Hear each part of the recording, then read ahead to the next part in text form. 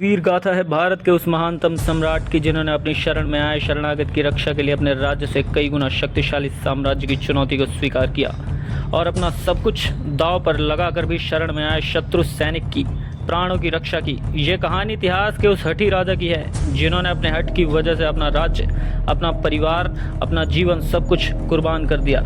ये वो शासक था जिसने अलाउद्दीन खिलजी जैसे क्रूर शासक को अपने हट और शौर्य से घुटनों पर ला खड़ा किया।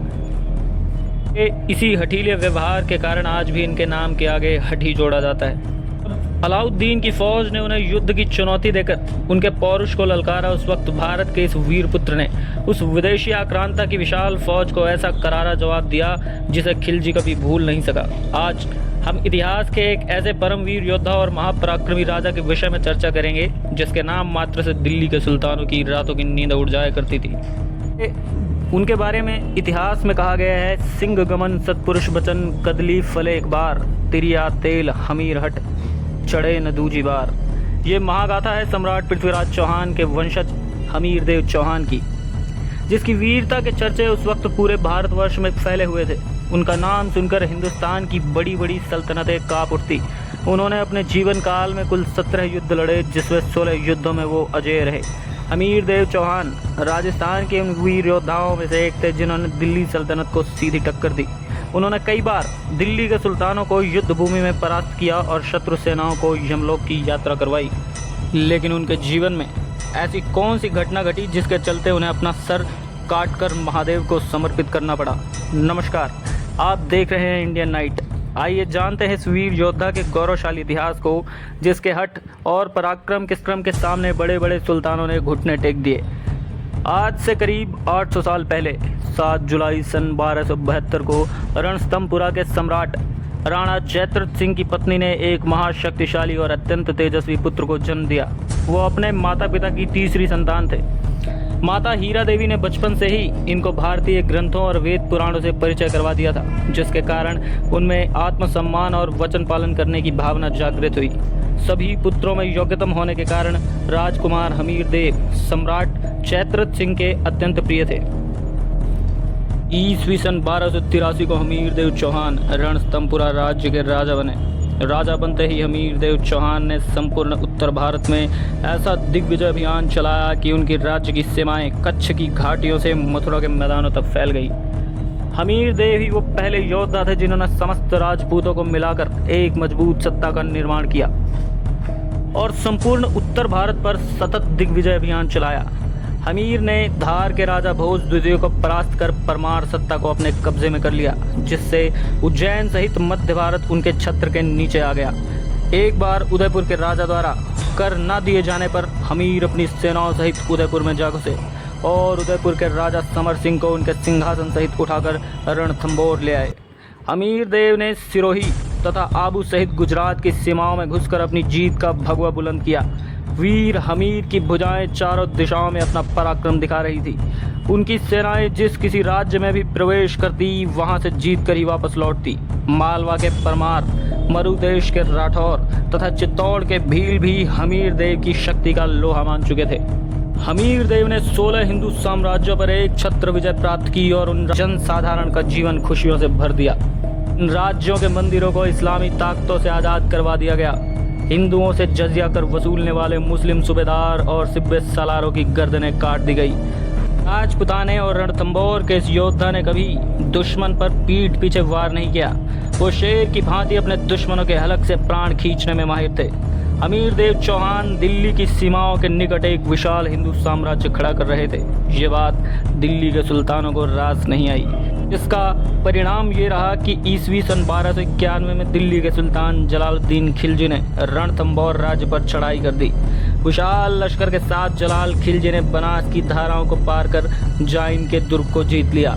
हमीर सिंह भी तलवारें लहराते हुए अपनी सेनाओं सहित मैदान में उतर आए। मंजनिक के पर्वतों पर दोनों सेनाओं के मध्य भीषण टक्कर हुई।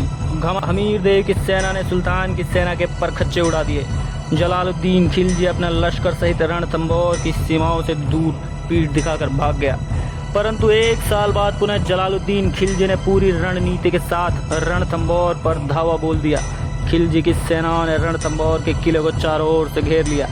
लेकिन इस बार हमीर देव की सेनाओं ने आप देखा न ताव और खिलजी की विशाल सेनाओं पर रक्त बीज कर रक्त चाटने वाली माँ चामुंडा के समान टूट पड़े। देखते ही देखते खिलजिया सेना की लाशों के ढेर लग गए।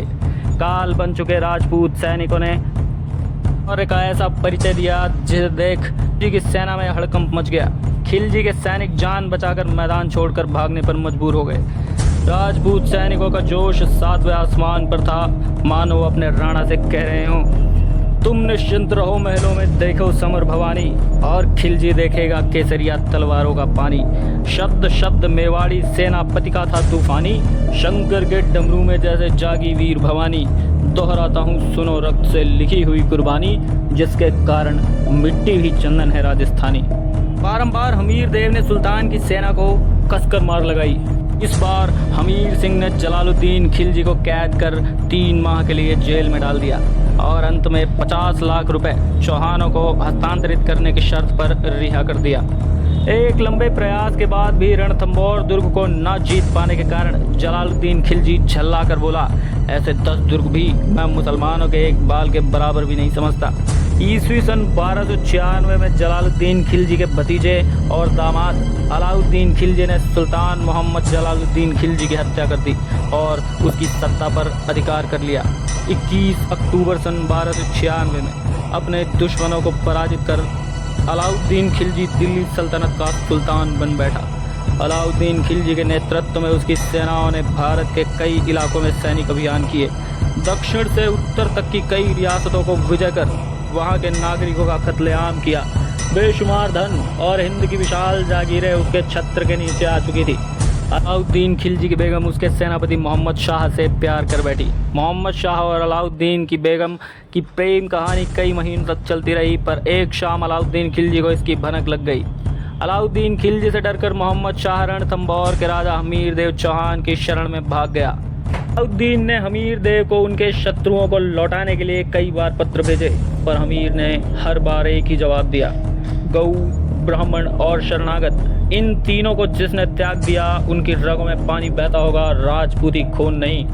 हमीर देव की हट से नाराज अलाउद्दीन खिलजी ने ईस्वी सन 1299 में अपने 2 सेनापति उल्गू खान और नुसरत खान के नेतृत्व में एक विशाल लश्कर रणथंभौर की ओर रवाना किया। परिणाम स्वरूप सम्राट हमीर देव चौहान ने भी अपने 2 सेनापति भीम सिंह और धर्म सिंह के नेतृत्व में अपनी सेना को शत्रु सैनिकों से लोहा लेने युद्ध भूमि में भेज दिया। बनास की नदी के निकट के मैदानों में दोनों सेनाओं में आमने सामने की टक्कर हुई। इस युद्ध में हमीर देव के सेनापति धर्म सिंह ने अपनी तलवार के करारे वार से अलाउद्दीन के सेनापति नुसरत खां को जन्नत की ओर रवाना कर दिया, जिससे घबराकर मलेच्छ सेना में भय का माहौल फैल गया। सेना में अफरा तफरी मच गई। अलाउद्दीन के सैनिक काल बन चुके राजपूत योद्धाओं का प्रकोप नहीं झेल सके और मैदान छोड़कर भाग खड़े हुए। हमीर देव के हाथों पराजित होकर अलाउद्दीन खिलजी गुस्से से तमतमा उठा।